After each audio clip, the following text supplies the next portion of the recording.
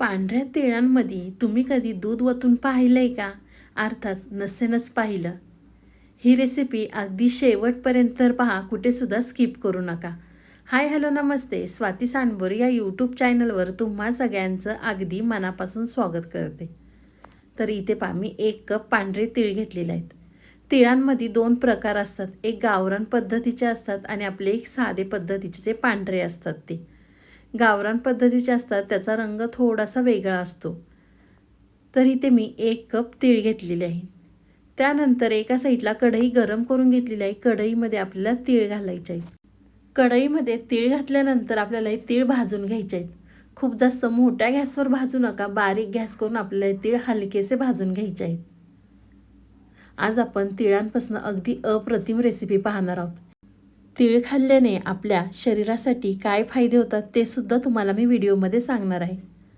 तर तीळ भाजत असताना आपल्याला 2 चमचे तीळ साईडला काढायचे आहेत. का तर ते तुम्हाला पुढे सांगतेच. आणि त्यानंतर आपल्याला परत हे तीळ भाजून घ्यायचे आहेत. तीळ भाजल्यानंतर इथे मी 1 कप तीळ घेतले होते, तर त्यामध्ये आपल्याला 1 कप दूध घालायचं आहे. तर इथे मी दूध गरम करून थंड करून घेतलं होतं. त्यानंतर आपल्याला दूध त्यामध्ये घालायचं आहे आणि एकसारखं आपल्याला हे हलवून घ्यायचं आहे. गॅस कुठेसुद्धा मोठा करू नका, बारीक गॅसवरच आपल्याला ही सगळी प्रोसेस करायची आहे. पांढरे तीळ खाल्ल्यामुळे आपली हाडं मजबूत होतात, कारण पांढरे तिळांमध्ये कॅल्शियम भरपूर प्रमाणात असतं. तर इथे मी दूध घातल्यानंतर सतत हलवत राहते. तुम्ही ते पाहू शकता, दूध आटलेलं आहे आणि तीळसुद्धा त्यामध्ये अगदी फुललेले आहेत. तर आपल्याला सतत हे हलवून घ्यायचं आहे. त्यामधलं दूध आपल्याला पूर्णपणे आटवून घ्यायचं आहे. तोपर्यंत तुम्ही माझा व्हिडिओ इथपर्यंत पाहिलाच आहे आणि अजूनसुद्धा तुम्ही सबस्क्राईब केलं नसेल ना, तर प्लीज एक सबस्क्राईब नक्कीच करा. तर इथे पाहू शकता, तिळांमधलं दूध सगळं आटलेलं आहे. तर आपल्याला गॅस बंद करायचा आहे आणि तीळ आपल्याला थंड करून घ्यायचं आहे. त्यानंतर इथे मी मिक्सरचं भांडं घेतलेलं आहे. मिक्सरच्या भांड्यामध्ये आपल्याला शेंगदाणे, काजू आणि बदाम घालायचे आहेत आणि बारीक आपल्याला त्याची पावडर करून घ्यायची आहे. त्यानंतर त्याच मिक्सरच्या भांड्यामध्ये इथे मी तीळ घालते आणि तीळसुद्धा आपल्याला बारीक वाटून घ्यायचे आहेत. पांढरे तीळ खाल्ल्यामुळे आपली त्वचा आणि केसांसाठी सुद्धा हे पांढरे तीळ फायदेशीर ठरतात. शरीराला उष्णतासुद्धा देतात. तर इथे मी सगळे पांढरे तीळ मिक्सरच्या भांड्यामध्ये घातलेले आणि बारीक आपल्याला हे वाटून घ्यायचं आहे. तर इथे पाहू शकता, मी पांढरे तीळ बारीक वाटून घेतलेले आहेत. त्यानंतर एका साईडला पॅन गरम करून घेतलेला आहे. पॅनमध्ये आपल्याला 1 चमचा तूप घालायचं आहे. लागेल तसं तूप आपण पुढे वापरणार आहे. 1 चमचा तूप घातल्यानंतर आपण जे मिक्सरच्या भांड्यामध्ये तीळ वाटून घेतले होते, तर आपल्याला ते पॅनवरती घालायचे आहेत. तीळ मिक्सरला वाटत असताना लवकर बारीक नाही झालं तर त्यामध्ये तुम्ही दूध वापरलं तरी चालेल. तर पॅनवरती सगळी तिळाची पेस्ट घातल्यानंतर आपल्याला हे तीळ छान असे बारीक गॅसवर परतवून घ्यायचे आहेत.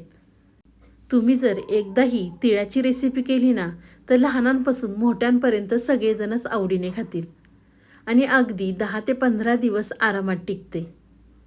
तरी ते आम्ही परत 1 चमचा तूप घातलेला आहे.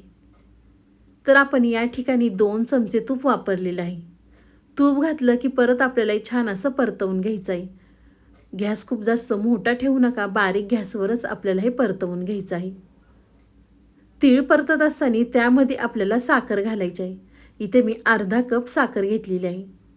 तुम्ही साखरेच्या ऐवजी गूळ वापरला तरी या ठिकाणी चालेल. साखर घातल्यानंतर परत आपल्याला हे छान असं मिक्स करून घ्यायचं आहे. तोपर्यंत तुम्ही माझा व्हिडिओ इथपर्यंत पाहिलाच आहे आणि व्हिडिओ थोडा तरी आवडला असेल ना, तर प्लीज व्हिडिओला एक लाईक नक्कीच करा. साईडचं बेल आयकॉनसुद्धा प्रेस करा, म्हणजे तुम्हाला माझे नवीन नवीन व्हिडिओंचं नोटिफिकेशन सगळ्यात आधी येईल.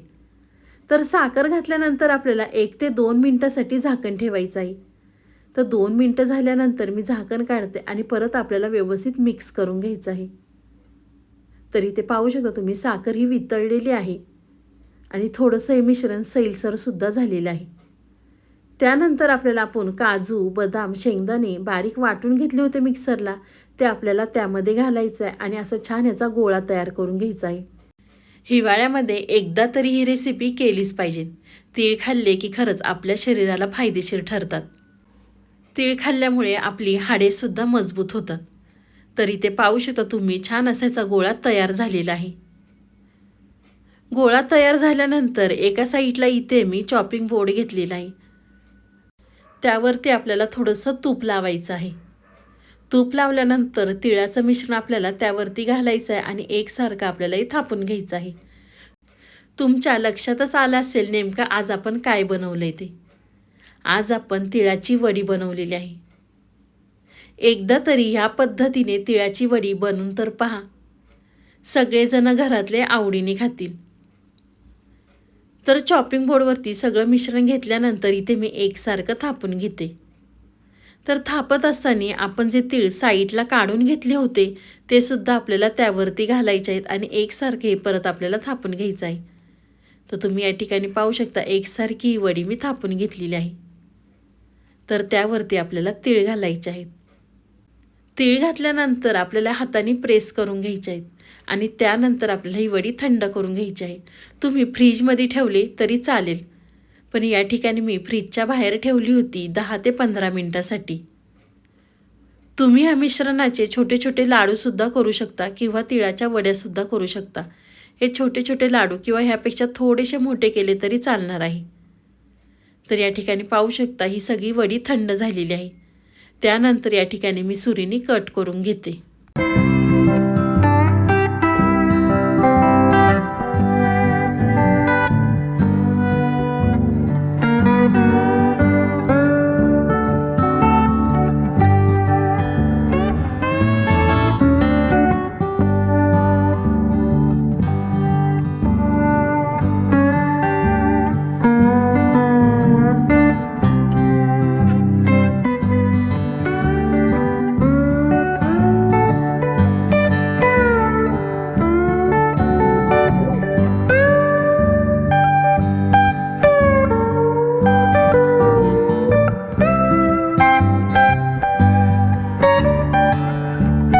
तुम्ही या ठिकाणी पाहू शकता मस्त अशा वड्या निघालेल्या आहेत. तुम्ही चौकोनी किंवा तुम्हाला आवडतील त्या आकारामध्ये तुम्ही कट करून घेऊ शकता. तुम्हाला ही माझी आजची रेसिपी कशी वाटली ती मला नक्कीच कमेंट करून सांगा. व्हिडिओ आवडला तर व्हिडिओला लाईक, कमेंट, सबस्क्राईब करायला विसरू नका. मी आशा करते की तुम्हाला माझा व्हिडिओ खूपच आवडला असेल ना तर तुमच्या नातेवाईकांमध्ये, मित्रमैत्रिणींमध्ये शेअर करायला विसरू नका. तुम्ही माझा व्हिडिओ कोणत्या शहरातनं किंवा कोणत्या गावातनं पाहता ते सुद्धा मला कमेंट करून नक्कीच सांगा. तर चला, तुम्ही माझा संपूर्ण व्हिडिओ पाहिल्याबद्दल थँक्यू सो मच.